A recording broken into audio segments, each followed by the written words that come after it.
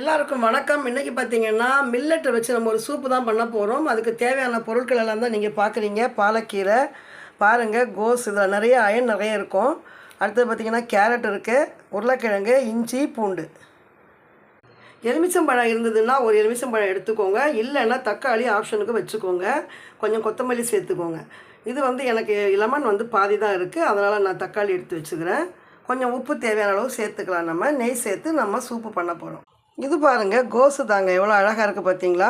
இது ஒரு தலாலடி சூப்புங்க. அதனால் டக்கு டக்குன்னு என்ன பண்ணிவிட்டேன், பெரிய பெரிய பீஸாக கட் பண்ணி போட்டிருக்கேன். வேக வச்சிடலாம். நம்ம தண்ணி ஊற்றி வேக வச்சாச்சுங்க. உப்பு போட்டு வேக வச்சுருங்க. மில்லட்டு ஃபுல்லாக ஊற்றிக்கிறேன். இந்த சைடு மில்லட் பாலை உப்பு போட்டு நல்லா காய்ச்சி எடுக்கணுங்க. இப்போ இந்த தண்ணியை சூப்பில் கலந்துக்கலாம். இப்போ இது எல்லாத்தையுமே இதில் கலந்துடலாங்க. பெப்பர் சேர்த்துக்கலாம். மில்லட் கருப்பு கவுனி அரிசியோட சூப்பு ரெடி.